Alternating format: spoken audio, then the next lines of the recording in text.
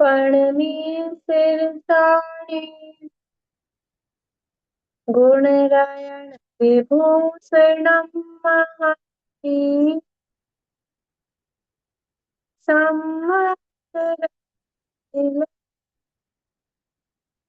पयडि समुद्यत पुच्छम् परम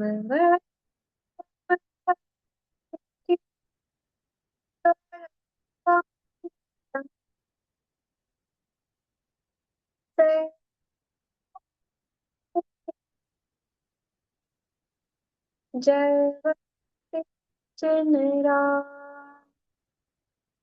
विघन हर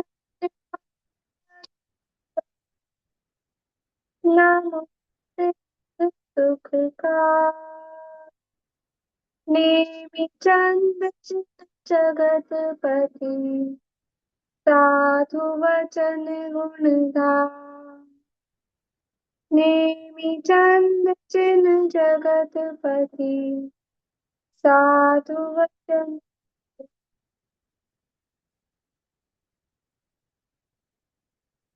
कुमार जी कर्मकांड नामक एक ग्रंथ है आचार्य नेमिचंद सिद्धांत चक्रवर्ती द्वारा रचित। का पहला प्रकृति समुत्कीर्तन अधिकार अपना हो गया है और उसका रिवीजन हम कर रहे हैं। उसमें भी लगभग आधा पार्ट अपना हो गया है रिवीजन में। आज क्या करना है, पेपर डिस्कस करना है क्या आज? की बोला हाँ, था, पेपर डिस्कस करने की बोला था। अच्छा हाँ, चलिए तो तो हो गया आज ना पढ़ा सब? दीजिए ना, बाद में मैं तो ट्रेवल करूंगी, मेरी तो फिर पढ़ाई ही नहीं होगी बिल्कुल भी। आज पढ़ाई दीजिए। अरे अरे एक्चुअली मुझे भी पेपर डिस्कस तो 3 दिन बाद भी हो जाएगा, क्या फर्क पड़ता है। वैसे नहीं, मैं भी कंफर्टेबल नहीं हूँ क्योंकि ये लैपटॉप तो बंद हो गया है, टैब अच्छा, में मुझे जैसी भी इच्छा थोड़ा हो दिक्कत जाएगी। रहेगा। हाँ ठीक है। नहीं मतलब पेपर डिस्कस करने में क्या है कि वो लैपटॉप ठीक रहता है मुझे। अभी ये चार्ज नहीं हो रहा है। कल करेंगे पेपर डिस्कस, कल कर लेंगे। आज आप लोग उस माइंड में कब से बैठे हैं? क्या करना है, डिस्कस कर, खैर मेरे को इतनी कोई दिक्कत नहीं है, डिस्कस कर ले। किसी को कोई प्रश्न है पहले, अगर जरूरी तो वो कर ले। कोई है?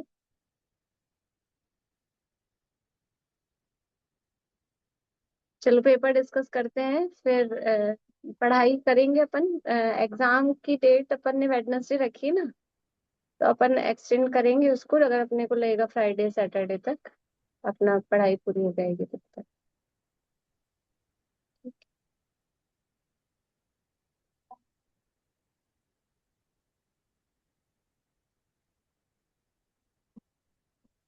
चलिए निकालिए।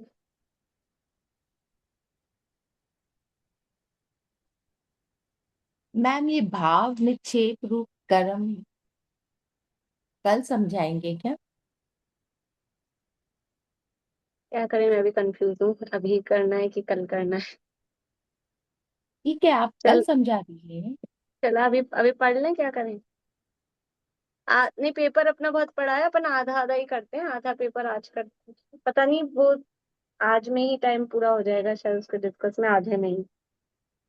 या तो बाद में करें पहले पढ़ाई करके, मतलब एक बार ये कोर्स पूरा हो जाए उसके बाद कर लें, ऐसा करें। चलो पढ़ते हैं अभी तो अपन। देखिए तो मुझे अपना चल रहा है निक्षेप का प्रकरण, कर्म के निक्षेप, है ना।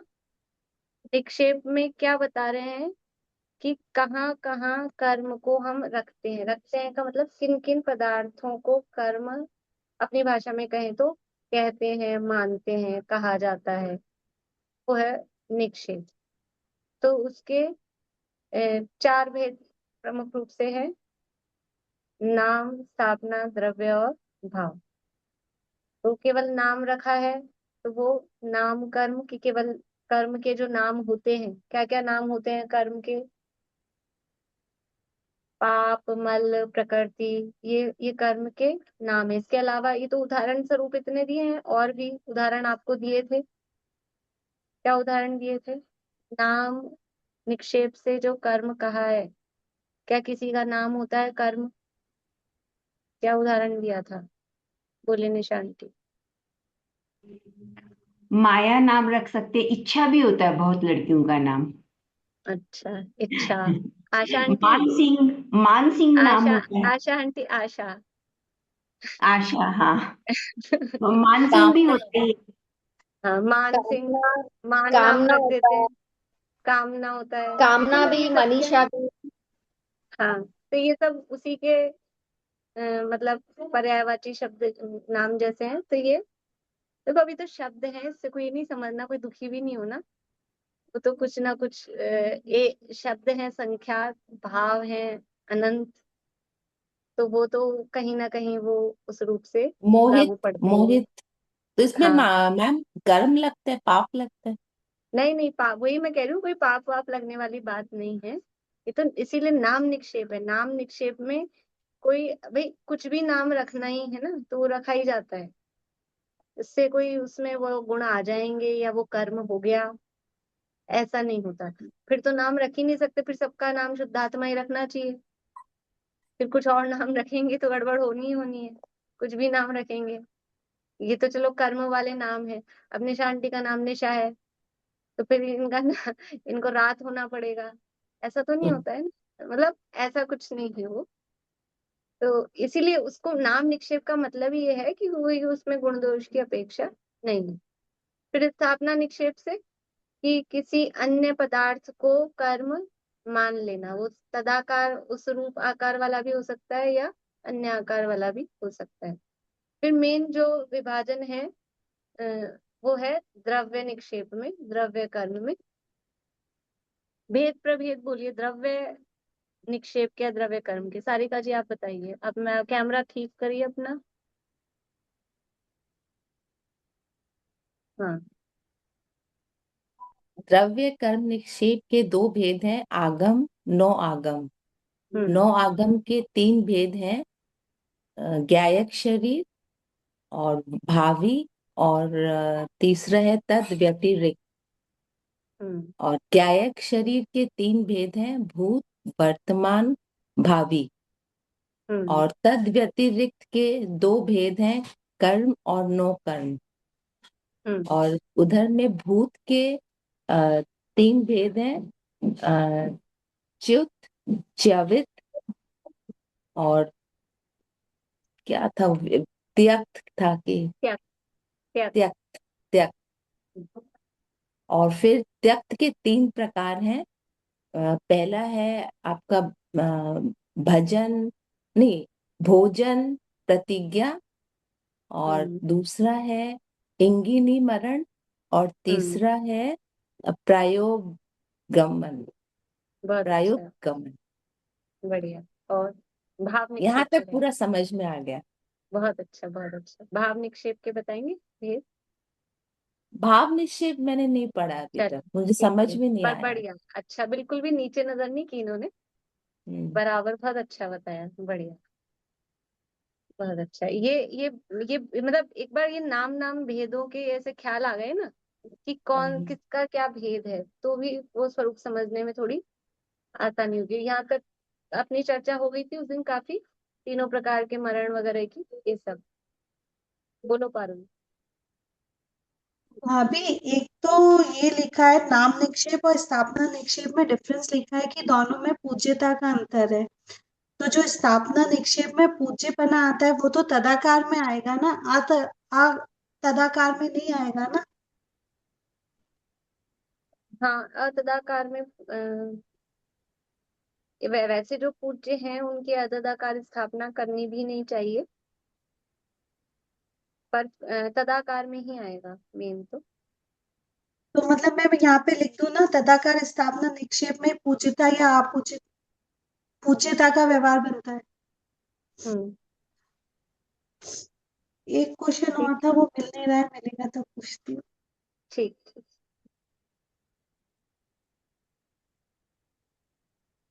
अब देखिए, ये यहाँ तक अपनी हुई चर्चा। आ, यानी जो आगम द्रव्य निक्षेप के नो आगम द्रव्य निक्षेप के 3 भेद थे, गायक शरीर, भावी और तद व्यतिरिक्त। देखो एक जो ये प्रश्न था मतलब अपना ये इसमें गाथा नंबर जहाँ वो जाणुक शरीर भावी भव्यम, ये 55 नंबर की गाथा है। नहीं 55, 55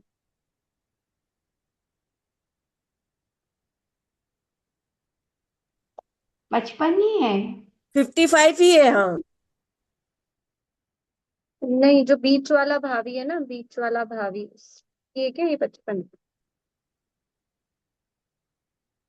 बीच वाले भावी का स्वरूप बताने वाली जो गाथा है ना, ये रहा 62 है, 62।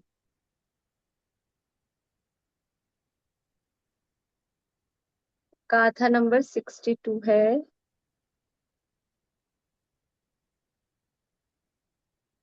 इसमें जो शब्द है ना, जाणुग शरीर भव्यम, यानी गायक शरीर भावी, तो वहां जो शरीर तो दिया है, लेकिन मतलब उसका अर्थ गायक शरीरी ऐसा ही समझना। शरीर शब्द से थोड़ा अपने को लगता है कि मतलब शरीर की बात आ रही है, लेकिन उसका अर्थ शरीर, या कहीं कहीं तो फुटनोट में, ग्रंथ में भी शरीरी दिया है उसको, फुटनोट में भी। मतलब किसी का प्रश्न था ऐसा कि शरीर को किस में लेंगे या ऐसा, तो वो तो जीव की बात कर रहे हैं उसमें, तो शरीर तो मतलब उसमें गौण ही है। ये भी गाथा 62 दिख रही है आप लोगों को? पूर्णिमा आंटी दिख गई? तो यहाँ जो ये जाणुक शरीर भव्यम दिया ना, शरीर तो दिया है शब्द, लेकिन शरीर का अर्थ शरीरी जीव ही समझना, इतना इसमें समझना, मतलब शरीर से शरीर वाला शरीर कंफ्यूज इसमें नहीं होना। ठीक है, अभी यहाँ तक की अपनी चर्चा हो गई थी, 62 तक की अपनी चर्चा हो गई थी। अब जो तद व्यतिरिक्त है, तद व्यतिरिक्त किसे कहते हैं? तद व्यतिरिक्त किसे कहते हैं? बोलिए नूतन जी। मैम कर्म रूप परिमित होने वाली कार्मण वर्णाएं तद्विरुक्त कहलाती हैं। नहीं, जो अन्य सामग्री है, कर्म के उदय और फल आने में जो बाह्य निमित्त भूत सामग्री है उसे कर्म कर्म तद्विरुक्त कहते हैं। मैं नहीं, केवल तद व्यतिरिक्त नो आगम द्रव्य कर्म की परिभाषा पूछ रही हूँ। तद व्यतिरिक्त नो आगम। गायक शरीर और भावी के अतिरिक्त हाँ जो है वह तद व्यतिरिक्त हाँ, आपने नो। पहले बताई थी कर्म तद व्यतिरिक्त की, बाद में बताई नो कर्म तद व्यतिरिक्त की। अभी केवल तद व्यतिरिक्त किसे कहते हैं? गायक शरीर वह और भावी भावी के शरीर के अलावा अतिरिक्त जो जो भी कोई है सामग्री है, जो कोई। सामग्री, उस सबको कहेंगे तद व्यतिरिक्त। तद व्यतिरिक्त नो आगम द्रव्य कर्म। तद व्यतिरिक्त नो आगम द्रव्य कर्म। सारी सारिका जी आपने अच्छा मतलब याद किया है, लेकिन अब आप उसको थोड़ा पूरा पूरा भी बोलने का प्रयास करिएगा नामों को, ताकि और अच्छा आपको स्पष्ट हो जाए। और सबको तो मैंने मतलब सबको कहा ही है, पूरा पूरा बोलने की कोशिश करें, ठीक है? तो अब तद व्यतिरिक्त में दो चीज, मतलब इन दोनों के अलावा गायक शरीर में किस किस को लिया था? गायक का शरीर। और भावी में किसको लिया था? कि जो जीव। कर्म संबंधी आगम को भविष्य में जानेगा ऐसा जीव। जीव। अब वो वर्तमान में जो कर्म संबंधी आगम को जानने वाला है उसका शरीर, उसको भी छोड़ दो, और कोई भविष्य में जानेगा उस जीव को भी छोड़ दो। इसके अलावा जो भी है, इसके अलावा कौन है? कि वो कोई वस्तु भी हो सकती है, वो कोई व्यक्ति भी हो सकता है, लेकिन इनके अलावा जो है वो कहलाएंगे तद व्यतिरिक्त।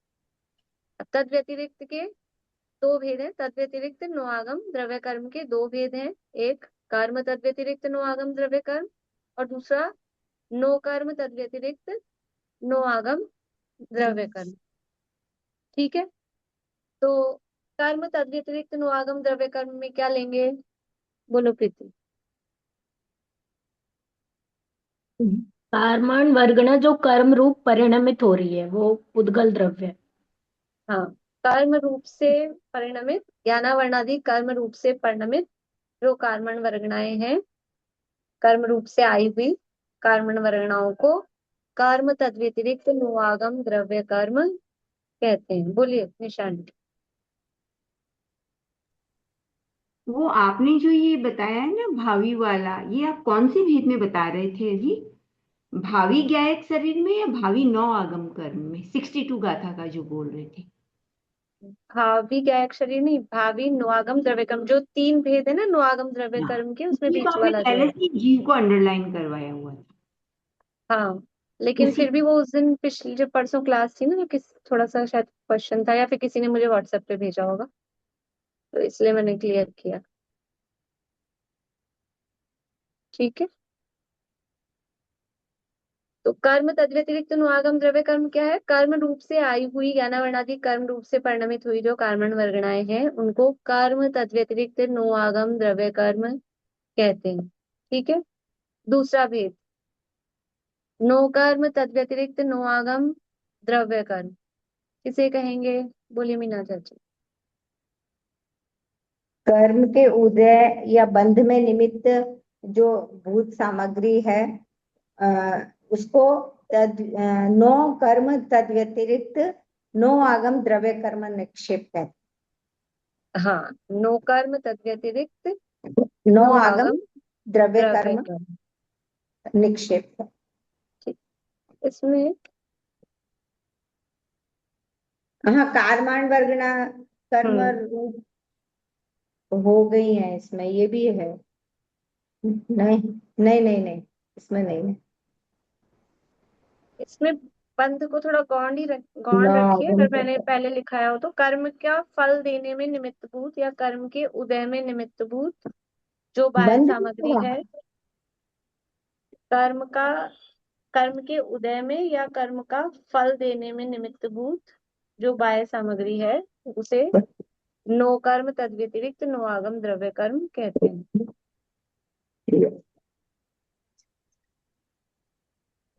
थैंक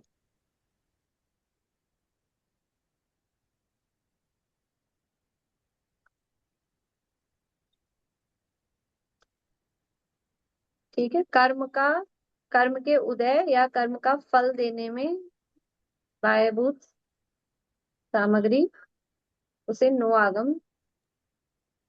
कर्म तद्व्यतिरिक्त नो आगम द्रव्य कर्म कहते हैं। भाभी जी, मैंने ये लिखा है बंद कराने में जो सहायक है वो सही रहेगा? नहीं, बंध में थोड़ा वो हो सकता है, कर्म के उदय वैसे बंध में भी होता है, लेकिन अभी यहाँ क्या फल की ही बात चल रही है, तो कर्म के द्वारा कर्म का फल उत्पन्न करने में, क्योंकि जो कर्म का उदय आ रहा है ना, उस उदय को लाने में जो सहायक सामग्री है, उसको यहाँ नो कर्म कहते हैं। कर्म का उदय लाने के लिए जो सहायक सामग्री है, उसे नो कर्म कहते हैं। कर्म का बंध कराने में भी होती है, लेकिन अभी यहाँ जो प्रमुखता है वो उदय में, उदय को दिखाने वाली, उसका फल देने वाली यू। सामग्री। थोड़ा सा अंतर है ना, मतलब एक सामग्री है, यद्यपि बाहरी सामग्री के निमित्त से अपन बंध में भी वो निमित्त बनती है, बाहरी सामग्री उसके निमित्त से अपन और द्वेष भाव करते हैं, लेकिन वो बंध वाली चीज वो समझ लो बाद में हो रही है। अभी तो पूर्व का जो कर्म है, उसके उदय के लिए जो सामग्री निमित्त बन रही है, यहाँ उसको प्रमुख करना है। ठीक है,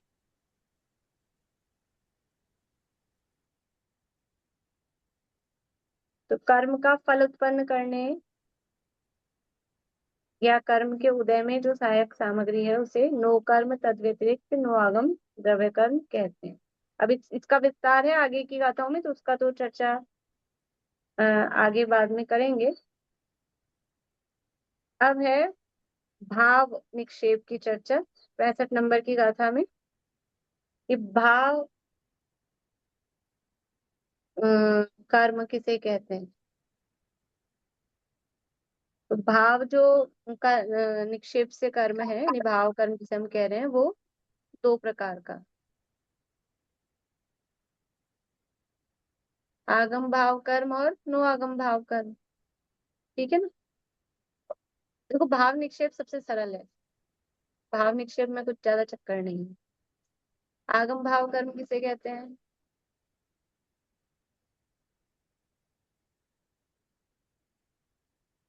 आगम भाव कर्म किसे कहते हैं?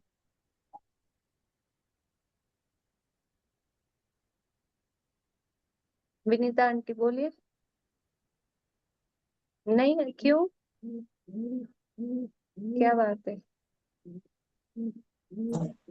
याद नहीं किया। हाँ, रेणु जी बोलिए।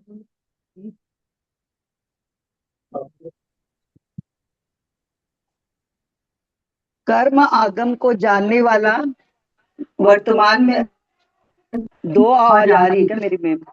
आपके दो दो नाम आ रहे हैं और दोनों से आपकी कभी इधर से आवाज आ रही है, कभी उधर से आवाज आ रही है। वो एक सेकंड नेट नहीं पकड़, एक बार आप सुन लो खाली। कर्म आगम को जानने वाला जीव बोल और दीजिए, आप समझ वर्तमान में जाएंगे, उसके आधा तो उपयोग आगे से सही है। सहित। बोली मैम? अच्छा, आप बोल रही हूँ मैम। हाँ कर्म आगम को हाँ जानने हाँ, ठीक वाला है। जीव और वर्तमान में उसके उपयोग से सहित वो कर्म आगम भाव निक्षेप है। और नो आगम हाँ, द्रव्य, नो आगम भाव है। आगम भाव कर्म, आगम भाव कर्म, कर्म संबंधी आगम को जानने वाला और वर्तमान में उसके उपयोग से रहित। तो अभी हम सब क्या हैं? अभी हम सब क्या हैं? आगम भाव कर्म। ठीक है। अभी ये हमको लगता है ये है, इसका मतलब है निक्षेप। अभी ये जीव ही जो उस कर्म शास्त्र को जान रहा है और वर्तमान में उसके उपयोग से सहित है, उस जीव को ही यहाँ भाव कर्म कह रहे हैं। वो कर देखो, मतलब अब ये ऐसा है, इसका थोड़ा मैंने कल से बहुत कोशिश भी की, लेकिन सब जगह धवला में हर जगह ऐसे निक्षेप लगाए हैं और चार की जगह छह छह भी लगाए हैं। जहां नया टॉपिक चालू होता है वहां हर प्रकरण में निक्षेप लगाए हैं। मतलब बिना, मतलब स्टार्टिंग ही निक्षेपों से होती है। और यही द्रव्य निक्षेप के पूरा का पूरा ये चार्ट, बस जहाँ तद व्यतिरिक्त है वहां डिफरेंस उसमें आता है। हर जगह का तद व्यतिरिक्त अलग अलग होता है। तो जहां भी ये लेते हैं द्रव्य निक्षेप में, वो आगम को जानने वाला या आगम को नहीं जानने वाला, मतलब द्रव्य भाव में जो भी ले रहे हैं ना, मतलब हम जो समझते हैं ना द्रव्य भाव का मतलब कर्म की चर्चा कर रहे हैं तो कर्म को उस रूप से परिणमित कराएं, वो भाव में आए। लेकिन यहाँ जीव पे ही लगा रहे हैं और आगम से रिलेट करके उसको लगा रहे हैं। आगम, भेद भी, भेद के नाम भी ऐसे दे रहे हैं। आगम द्रव्य कर्म, नो आगम द्रव्य कर्म, आगम भाव कर्म, नो आगम भाव कर्म, नाम भी उसके वही दिए हैं और उससे रिलेट करके ही वो उसमें घटित कर। ठीक है। मैम ये डेफिनेशन नहीं मैम मतलब दूसरी ये समझे। बात, समझ लेना दूसरा थोड़ा, बोलूं मेरे को मैम? कहीं कहीं ऐसा लगता है। मैम दूसरा रेणु बोलूं जी, डेफिनेशन? रुक जाइए, रुक जाइए अभी एक मिनट। हाँ, अभी कौन पूछ रहे थे बीच में? नहीं, मैं बोल रही हूँ भाव कर्म का समझ में नहीं आया। हाँ, भाव भाव कर्म वो बता रहे हैं। निक्षेप किसे कहते हैं? भाव निक्षेप उसे कहते हैं कि उस पर्याय से परिणमित जो है, जिसकी बात चल रही है। देखो, द्रव्य निक्षेप में था कि वो उससे परिणमित नहीं था, तो वहां क्या ले रहे थे कि आगम को जान रहा था लेकिन उपयोग से रहित था। तो अभी उस समय उस रूप से परिणमित नहीं था। जैसे किसी को समझ लो कि कोई चीज आती है, कोई कोई ज्ञान है, डॉक्टरी का ज्ञान है, और लेकिन अभी वर्तमान में अभी उपयोग में क्या चल रहा है, पूजा कर रहा है, वो व्यक्ति है तो डॉक्टर और पूजा कर रहा है, तो उसको क्या कहेंगे? उसको कहेंगे आगम डॉक्टर। डॉक्टर के शास्त्रों का ज्ञान है उसको, लेकिन अभी क्या कर रहा है? अभी पूजा कर रहा है, अभी वहां दिमाग नहीं है, वहां उपयोग नहीं। तो ऐसे ही जो कर्म संबंधी आगम का भी मतलब, जिसपे जिसके निक्षेप अपन देख रहे हैं उस संबंधी आगम को जानता है, उस संबंधी आगम को जानता है, लेकिन अभी वर्तमान में वो आगम उसके माइंड में नहीं। देखो, ये करना नियोग के विषय ऐसे हैं कि बहुत अच्छे भी कोई करना नियोग के विद्वान हो, बहुत मतलब जिसका अपन समझते हो नाम हो, और अचानक से भी एकदम से कोई, मैं किसी का वो नहीं कह रही हूँ, लेकिन सामान्य रूप से भी ऐसा होता है कि एकदम से आप कोई बात पूछो, कोई विषय पूछो, तो वो एकदम से अभी उपयोग में नहीं है, अभी वहां क्या प्रकरण दिया है, कोई गहरी कुछ इस तरह की बात हो तो नहीं हो सकती है। आवाज आ रही है आप लोगों को बराबर?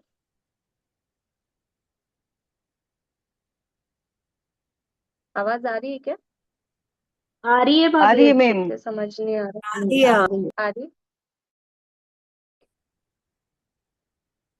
तो मतलब कभी कभी ऐसा होता है, जैसे मान लीजिए कि अपन कोई ग्रंथ पढ़ के आ गए, अपन कार्तिकेय अनुप्रेक्षा पढ़ के आ गए, अपन द्रव्य संग्रह पढ़ के आ गए। अब द्रव्य संग्रह पढ़े 2-4 साल हो गए अपने को, तो 3 साल हो गए शायद, 3-1 साल हो गए। तो अब कोई वहां टीका में कोई बात आई हो, कोई लाइन आई हो, अब कोई सोचे इन्होंने तो पूरा द्रव्य संग्रह पढ़ा है, इन्होंने पढ़ाया एकदम से लाके बिना ग्रंथ के, और कोई बोले उसमें वो लाइन आई है। कोई जरूरत थोड़ी ना है कि हमको पूरी टीका की वो लाइन एकदम से कुछ बातें होती है वो क्लिक रहती हैं, वो हमेशा याद रहती हैं। कुछ बातें होती है वो नहीं आती है उपयोग में। तो उस समय क्या है, वो आगम द्रव्य द्रव्य संग्रह है, ऐसा हो गया। ठीक है ना। जो भी कोई अपन अभी उपयोग में नहीं है, फिर वो ऐसे ख्याल आ जाएगा पढ़ते ही प्रकरण, विषय उसका समझ आ जाएगा, लेकिन अभी उपयोग में नहीं है। तो यहाँ जो भी ये द्रव्य और भाव वाले को ले रहे हैं, वो उस शास्त्र से संबंध करके और जीव में घटित करके ऐसा ले रहे हैं। तो आगम भाव कर्म किसे कह रहे हैं? कि जो कर्म संबंधी आगम को जानता भी है, और अभी उसके माइंड में बिल्कुल वो बात सारी चल रही है, क्लियर है, वो चीजें क्लियर है या नहीं है, मतलब उसको अभी उपयोग में सारा वो है, तो वो कहलाएगा आगम भाव कर्म। ठीक है। और नो आगम भाव कर्म क्या है? देखो, नो आगम में, अब ये थोड़ा शब्दों को ध्यान देंगे ना। नो आगम में किसको ले रहे हैं? कि कर्म संबंधी शास्त्र को नहीं जान रहा, वो नो आगम। और भाव में क्या कह रहे हैं? कि उस रूप से परिणमित है, यानी कर्म के फल को भोग रहा है। तो कर्म संबंधी आगम को जान रहा हो चाहे नहीं जान रहा हो, मतलब अभी नहीं जान रहा है ऐसा करके नो आगम ले रहे हैं, लेकिन वो कर्म के फल को भोग रहा है, उस कर्म के फल का उदय आ रहा है उस पर, तो वो कहलाएगा नो आगम भाव कर्म। वो जीव, कर्म के फल को भोगता हुआ जीव ही नो आगम भाव कर्म कहला रहा है। तो मिथ्यात्व कर्म का फल, मिथ्यात्व का या ऐसा कहो, मिथ्या दृष्टि जीव, ये क्या है? मिथ्या दृष्टि जीव वो क्या है?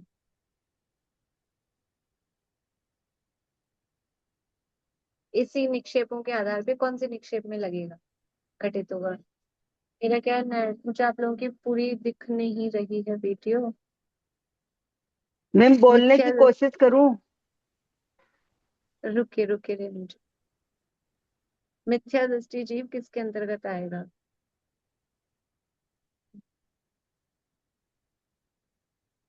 कांता आंटी बोलिए। सम्यक में आएगा ये।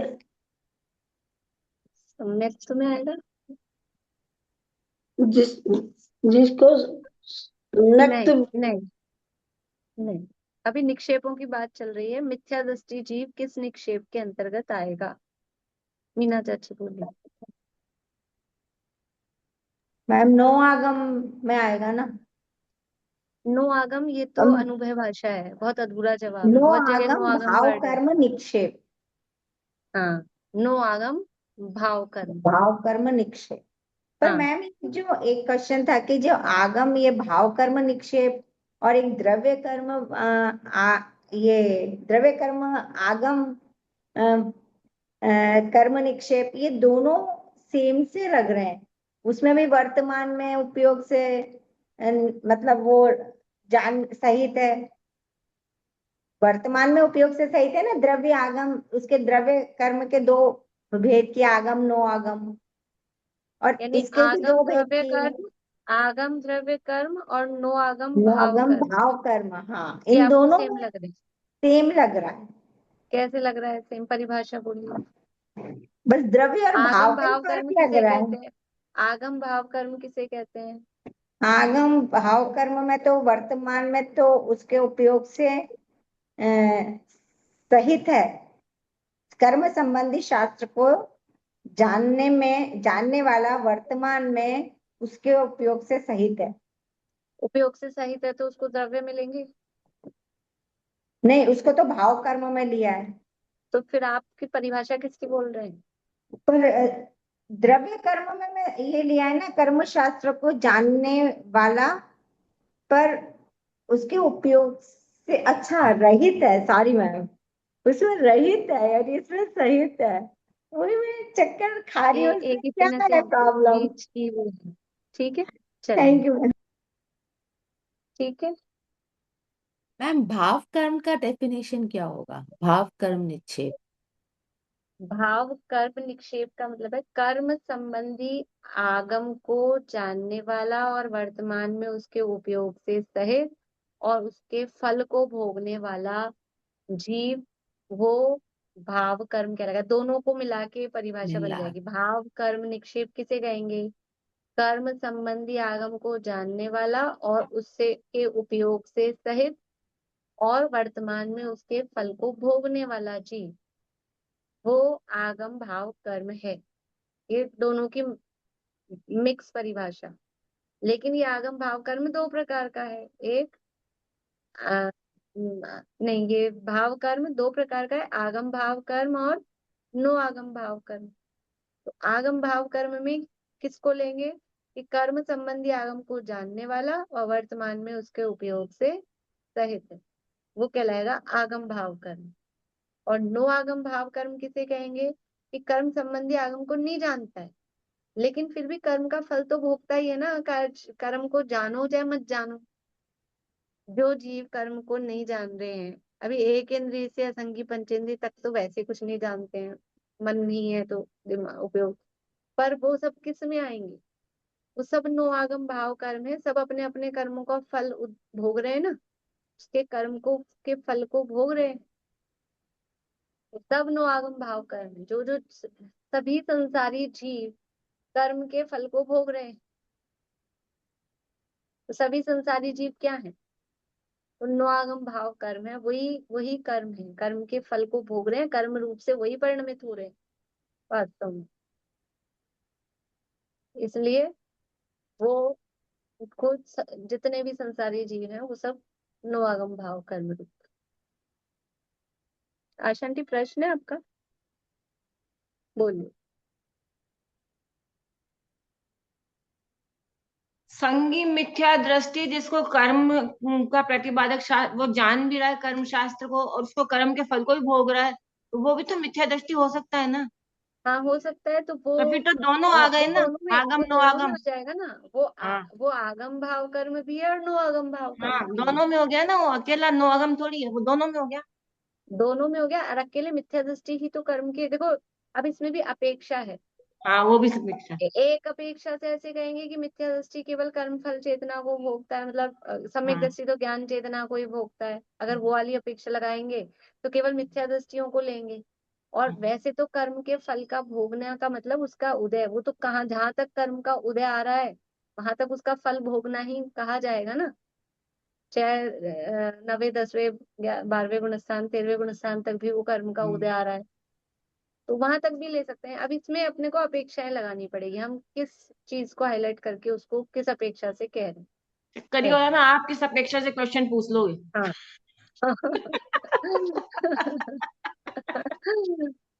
समस्या वहां आती है। बोलिए, पारुल बोलो। भाभी तो नौ आगम भाव कर्म में वो वर्तमान में कर्म शास्त्र के उपयोग से सहित नहीं है।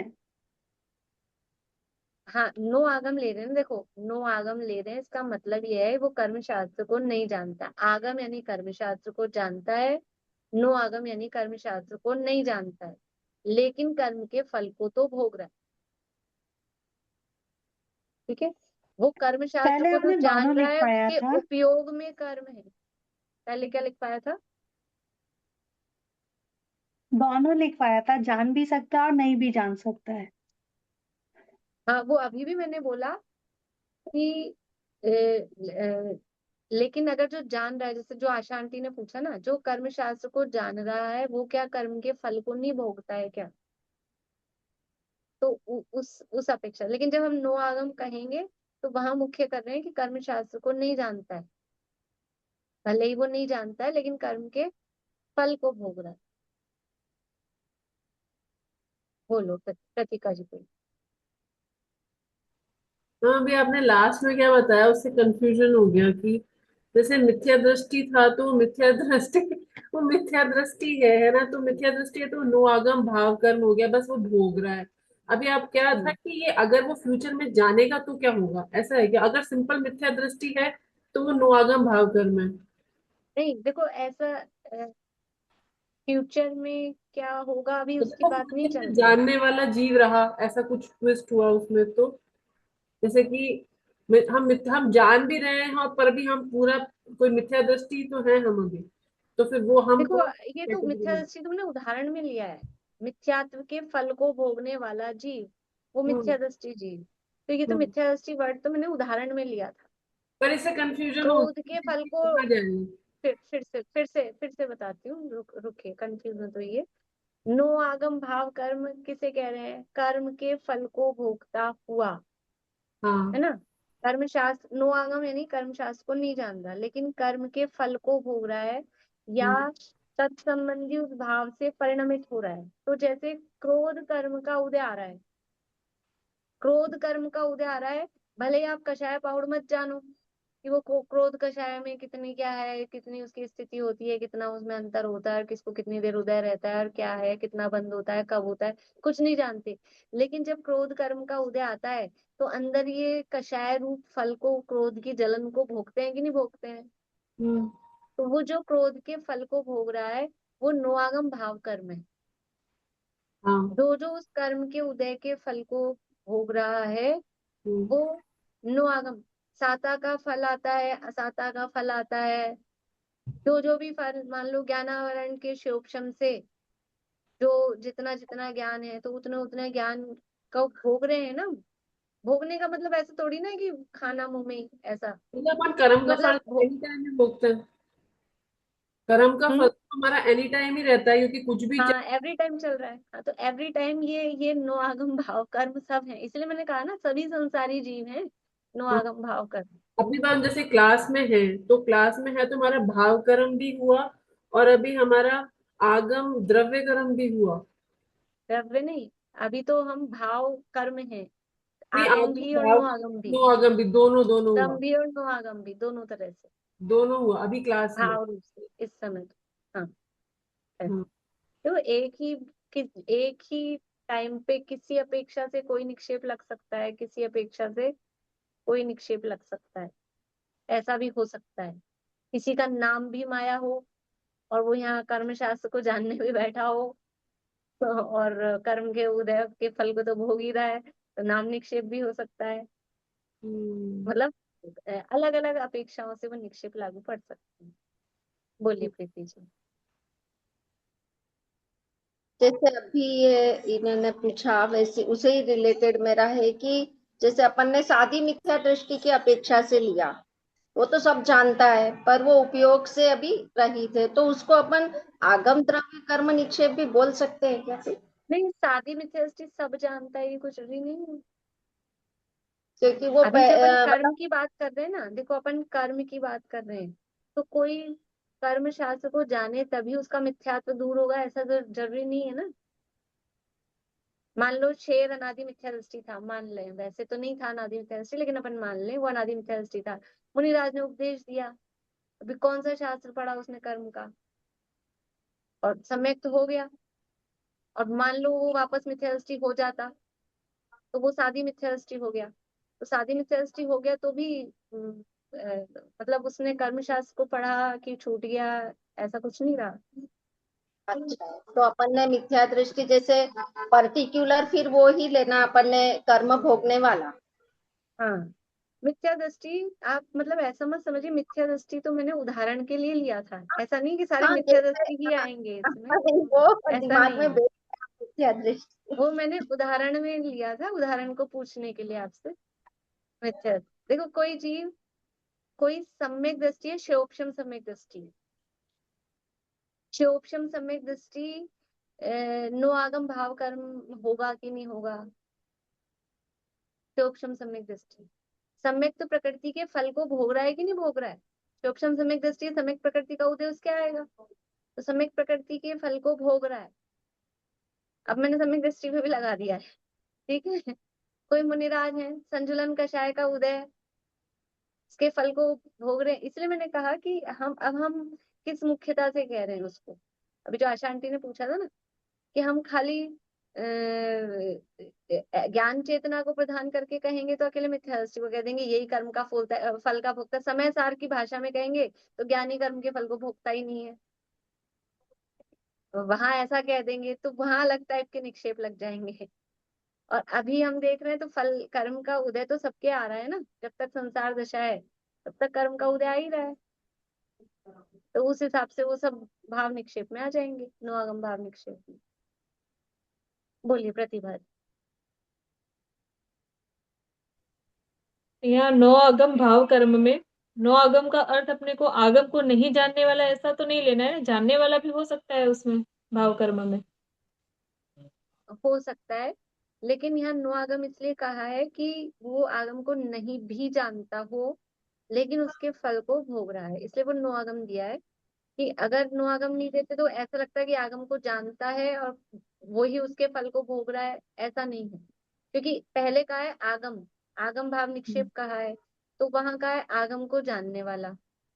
तो उसके सामने रखा है आगम को नहीं जानने वाला हो लेकिन फिर भी उसके फल को तो भोग रहा है, वो नो आगम भाव निक्षेप। भाई वहां आगम वर्ड क्यों नहीं लिया साथ में, लेकिन हम सोचें कि जो आगम को जान रहा है, अभी जैसे हमने कहा जैसे मुनिराज है, अब यही समझ लीजिए नेमिचंद सिद्धांत चक्रवर्ती महाराज हैं।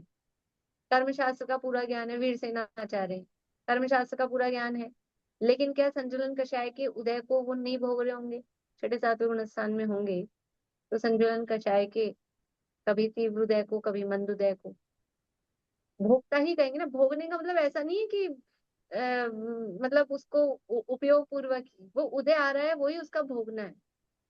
तो वो संजरण कषाय का उदय है ही ना उनके जीवन में, तो वो आगम भाव कर्म भी कहलाएंगे, नो आगम भाव कर्म भी कहलाएंगे। ठीक है, बोलिए प्रतिकार। मैम अगर ये सम्यक दृष्टि वाला भी आपने जो एग्जांपल लिया अब है ना, तो सम्यक दृष्टि लिया तो उसके अंदर नो आगम भाव कर्म भी हुआ और आगम भाव कर्म भी हुआ, क्योंकि वो जो सम्यक दृष्टि है वो तो जानता ही है आगम भाव कर्म जरूरी नहीं है। देखो आगम भाव कर्म उसी को होगा, उसी को कहेंगे जो आगम को जानता होगा। सम्यक दृष्टि होने से आगम को जानने वाला, भी मैंने शेर का उदाहरण इसलिए तो दिया। पर आगम को तो जानेगा ना सम्यक दृष्टि, नहीं जानेगा। आगम का, अभी आगम का मतलब है यहाँ पर अभी हम शास्त्र की बात कर रहे हैं। ये जो शास्त्र की जो भी बातें हैं, अच्छा। अपने आत्मा के स्वरूप को जानने वाले को आगम नहीं ले रहे हैं यहाँ पे। कर्म संबंधी शास्त्र को, कहीं जब मंगल की चर्चा करेंगे तो मंगल संबंधी शास्त्र को अभी पूरे 148 प्रकृतियों में लगाएंगे। ये निक्षेप है ना, उन्होंने कहा है ये पूरी 148 प्रकृतियों में ऐसे निक्षेप लगाओ। तो मति ज्ञानावरण संबंधी शास्त्र को, उसकी बहुत डिटेल है। वेदनीय कर्म संबंधी शास्त्र को जो जानता होगा उस पे पूरे पूरे, मैंने आपको कहा भी था शायद शुरू में कि आप ज्ञानावरण पे बना के लाना, याद हो तो आप लोगों को। तो हम मिथ्या ये ज्ञानावरण कर्म पे आप लोगों ने किया भी था काम, याद आया? हाँ मैम, हाँ इसमें कर रहे हैं। अपन मतलब अगर सिंपल सम्यक दृष्टि हुआ, सिंपल मध्य दृष्टि हुआ, ऐसे कोई एग्जाम्पल होता है तो या ये तो कहने का हुआ, लेकिन कोई भी जीव हो गया वो भोग ही रहा है तो वो बाय डिफॉल्ट उसको नो आगम भाव कर्म है ही। और हाँ भी कोई हाँ चीज अगर होगी तो स्पेसिफाइड होगा कि ले, हाँ हाँ, आगम भाव कर्म तो स्पेसिफाई होगा, है ना, पर्टिकुलर ही होगा। लेकिन नो आगम भाव कर्म तो सभी संसारी जीव हैं ही ना। कर्म के उदय सबके चल ही रहे हैं, सभी कर्म के फल को भोगने वाले हैं। बोली कुसुम जी। इसकी परिभाषा ये बनेगी, कर्म मैम। संबंधी, मैं बोलूं कि पहले एक मिनट। हाँ हाँ बोलिए। हाँ। कर्म संबंधी आगम को जानने वाला अथवा नहीं जानने वाला, मात्र कर्म के उदय के फल को भोगने वाला भाव नो आगम कर्म जीव है, निक्षेप जीव है। ऐसा आएगा क्या इसकी परिभाषा में? हाँ, जीव वर्णी भाव नो आगम भाव कर्म है, या नो आगम खुद। भाव कर्म निक्षेप है, ऐसा। हाँ, तो जानने वाला भी नहीं जानने वाला, मात्र उसका फल भोगने वाला, हाँ हाँ दोनों ले जाएंगे ना इसमें तो। हाँ, ले लीजिए, दोनों ले लीजिए तो क्लियर रहेगा उससे। हाँ वही मैं बोले, ठीक है, ओके। मैम उस बोलिए उदय कुछ। में जुड़ने से भावक्रम होगा या नहीं जुड़ने से? जुड़ा नहीं और खाली उदय नहीं, में आते क्या?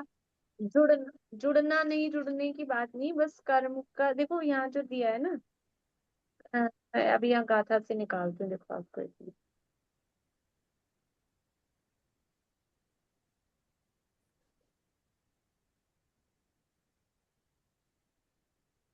नोअगम भावो पुन कर्म फलम भुंजमाणगो जीव। 66 गाथा में कहा है कर्म के फल को भोगने वाला जो जीव वह नोआगम भाव कर्म है। और आगे हाँ फिर और आया है 86 में आया है शायद।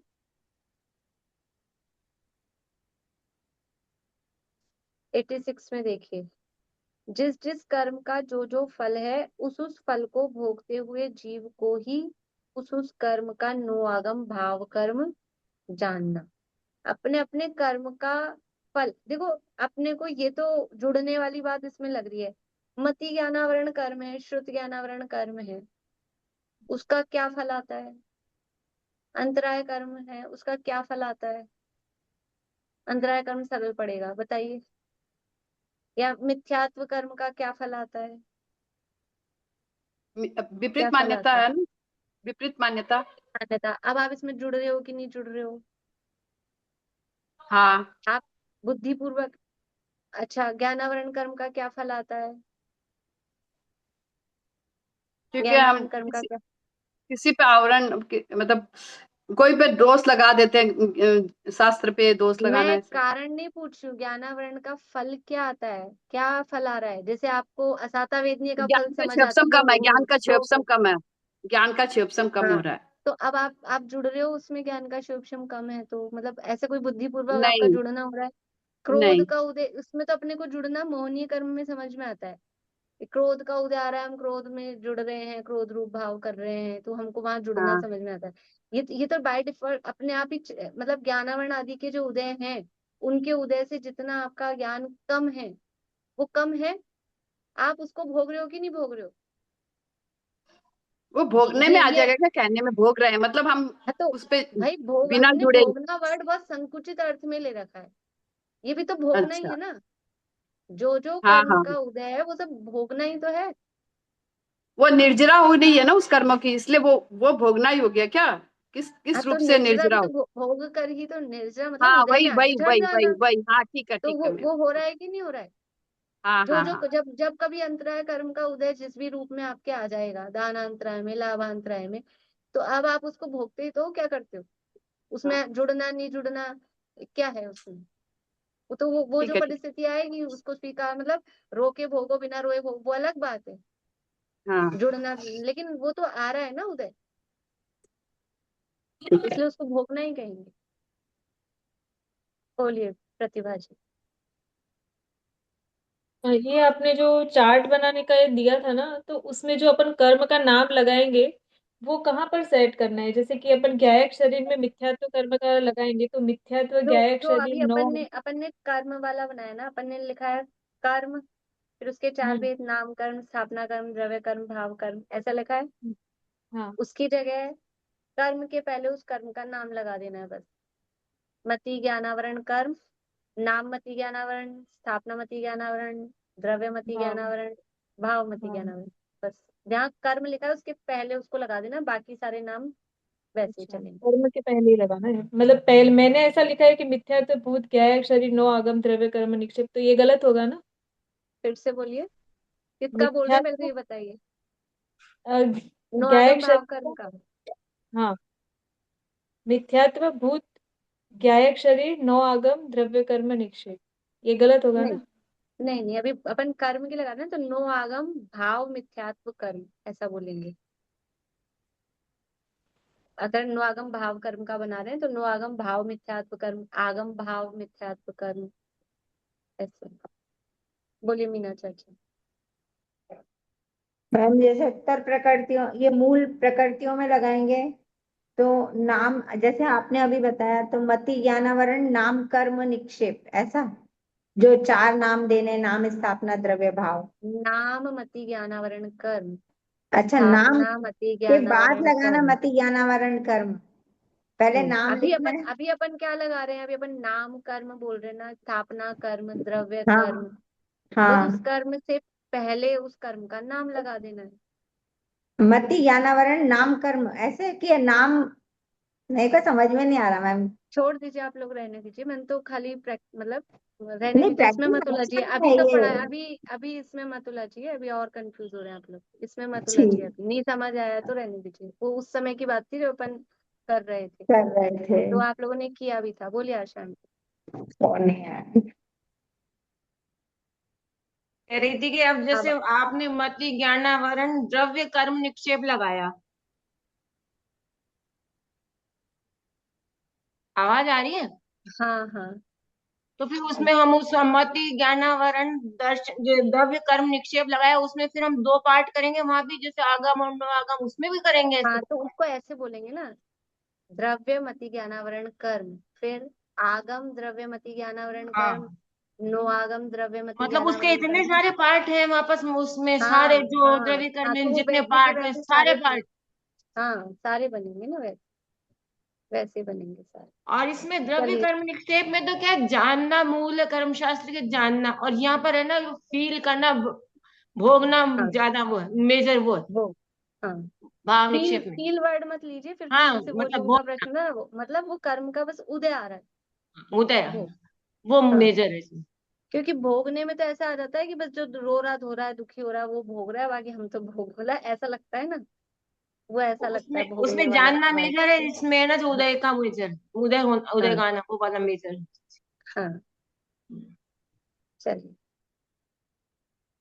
ठीक है। तो ये इस तरह से ये यहाँ हो गई। अब ये जो नो आगम नहीं, नो कर्म तद व्यतिरिक्त नो आगम द्रव्य कर्म है, इसकी विस्तार से चर्चा है। तो इसमें मूल प्रकृतियों के नो कर्म, इसको आप शॉर्ट में बोलते हैं नो कर्म।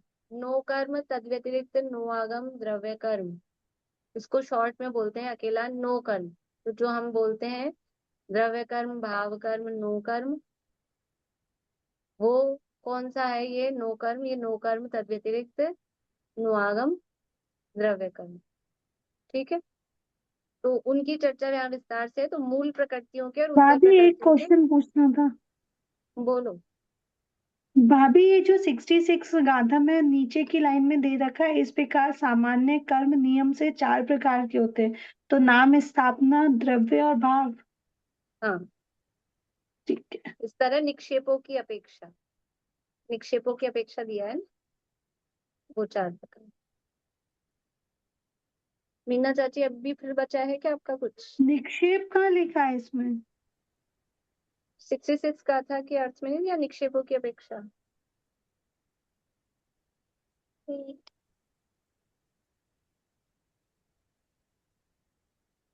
ठीक है, वो मेरे पुराने हेड में ओल्ड वाली मैं देख रही थी। कोई बात नहीं, कोई दिक्कत नहीं, वो ब्रैकेट में है निक्षेपों की अपेक्षा। पर इस प्रकार सामान्य से कर्म 4 प्रकार का है, तो वो निक्षेपों की अपेक्षा से ही है। बोलिए रेणु जी। मैं मेरे को 82 और 86 नंबर की गाथा समझनी है, समझ में नहीं आ रहा है। वो 82 86 समझाएंगे अभी। बस ये आप जो निक्षेप मतलब ये नो कर्म का प्रकरण चल रहा है ना, वो अच्छे से लेंगे। आप वीडियो बंद कर लीजिए, आंखें भी बंद कर लीजिए, और फिर बोल दीजिए। ठीक है, वीडियो मत चालू करिए आप, और आईज बंद ही रखिए अपनी।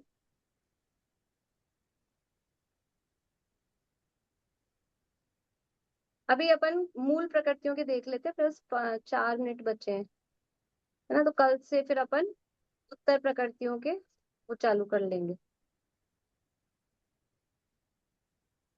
देखिए, गाथा नंबर 67 है। अर्थ पढ़ते हैं। कर्म की मूल प्रकृतियां 8 तथा उत्तर प्रकृतियां 148 हैं। एक मिनट में इसे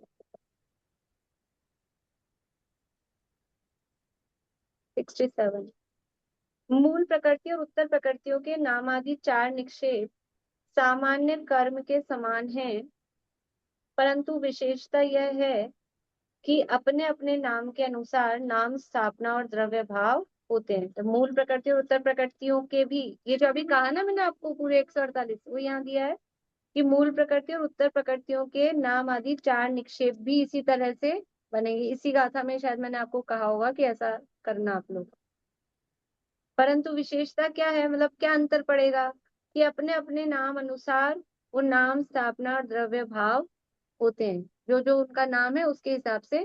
तो जैसे कहा, अभी हम यहाँ कर्म, केवल कर्म पे लगा रहे थे तो उसको नाम कर्म, स्थापना कर्म, द्रव्य कर्म, भाव कर्म कह रहे थे। अब उसको कहेंगे नाम ज्ञानावरण, ज्ञानावरण, स्थापना ज्ञानावरण, द्रव्य ज्ञानावरण, भाव ज्ञानावरण। ये मूल प्रकृति हुई। नाम आयु, स्थापना आयु, द्रव्य आयु, भाव आयु, ये मूल प्रकृतियों पे होगा। नाम गोत्र, स्थापना गोत्र, द्रव्य गोत्र, भाव गोत्र। फिर उत्तर प्रकृतियों पे लगाएंगे तो फिर नाम नरक आयु, स्थापना नरक आयु, द्रव्य नरक आयु, भाव नरक आयु, ऐसे करके वो बनेंगे। लेकिन अब अपन उसकी ज्यादा डिटेल में जाएंगे तो थोड़ा अपन समझ लो कि जाल में उलझ जाएंगे। इसलिए बस समझ लेना कि ऐसे इनके सबके बने हैं, और आचार्य ने बहुत जगह इस तरह से बनाए हैं। सामायिक पे बनाए हैं, मंगल पे बनाए हैं, नमस्कार पे। आप लोगों ने, आप लोग प्रवचन सार पढ़ रहे हैं ना, द्रव्य नमस्कार, भाव नमस्कार, यहाँ समय सार में भी है। और वहाँ प्रवचन सार में तो लिखा है नो आगम भाव नमस्कार करता हूँ, ऐसे शब्द लिखे हैं वहाँ आचार्य ने, नो आगम भाव नमस्कार। तो वो कौन सा होता है नो आगम भाव नमस्कार? तो ये सब पे लगाते हैं इनको। मतलब ये प्राचीन काल में ये पद्धति ही थी, समझ लो। ये सब अभी थोड़ा हमको कठिन लग रहा है, उस समय ये इसके बिना खिसकते ही नहीं थे, जैसे कोई भी काम करेंगे तो ऐसा। अब बोलिए प्रतिका। लास्ट में 1 मिनट में ये 148 इंटू 4 हो जाएगा इसका मतलब, क्योंकि अपनी 148 मूल और उत्तर प्रकृति हो गई और 4 नाम, स्थापना, द्रव्य, भाव, तो इंटू 4, बस ऐसा ही हो जाएगा ना। 148 प्लस 8 मूल प्रकृतियां, अच्छा, +8 इंटू 4। फिर इंटू 4, और फिर इंटू वो जितने टोटल, पहले इनको प्लस कर लो कितने हो रहे हैं, फिर इंटू कर लो। अच्छा। ये सब कितने हो रहे हैं ना अपने, हाँ, चलो भेद फिर। प्रभेद कर करके। लेकिन है ना, ये सब में इतने ये नहीं बनेंगे, जैसे या कर्म संबंध में तो यही बन जाएंगे सेम। ऐसे कैसे भूत, मतलब गायक शरीर में भी और तद व्यतिरिक्त में भी। लेकिन और कहीं अगर हम लगाएंगे तो ये गायक शरीर वाले भेद कुछ जरूरी नहीं ऐसे ही बने, और तद व्यतिरिक्त वाले तो अलग ही बनते हैं, हर जगह वो डिफरेंट होते हैं। मतलब टोटली जो भी मल्टीप्लाई होगा वो इनके साथ ही सब अप्लाई होगा ना। 148 हम्म जो हुआ आपका, तो हम्म 4 के साथ ही होगा। हाँ। रेणु जी प्रश्न है?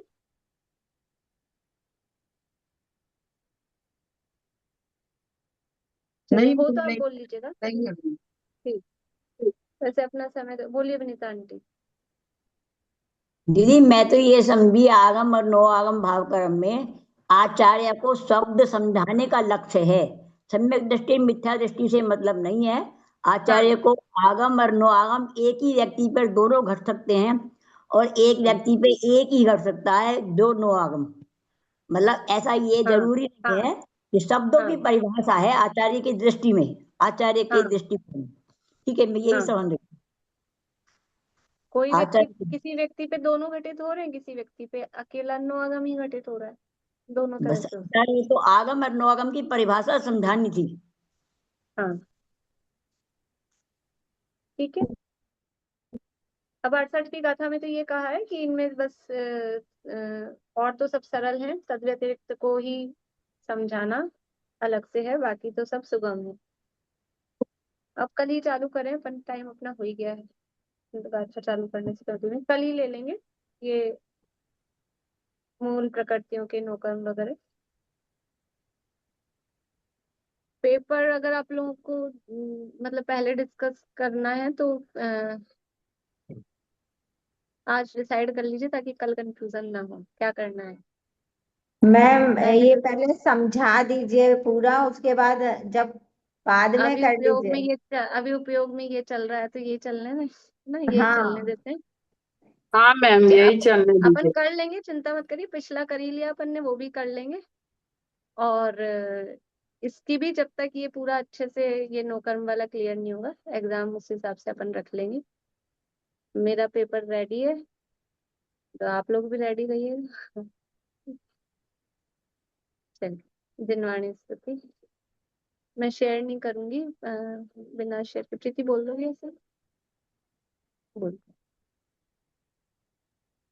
अब तो रहूं निर्जन वनों में गुरुजनों के संग, शुद्धात्मा के ध्यान में हो परिणति असंग, निज भाव में ही लीन हो मेटूं जगत फेरी, निर्ग्रंथता की भावना अब हो सफल मेरी, बीते अहो आराधना में हर घड़ी मेरी।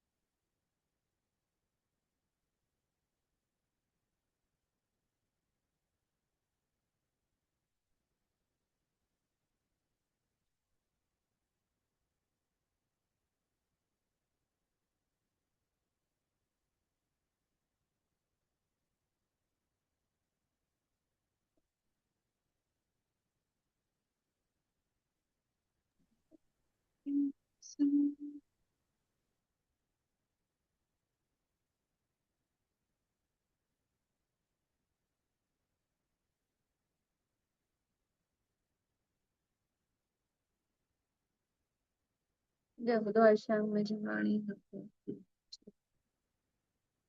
जय श्री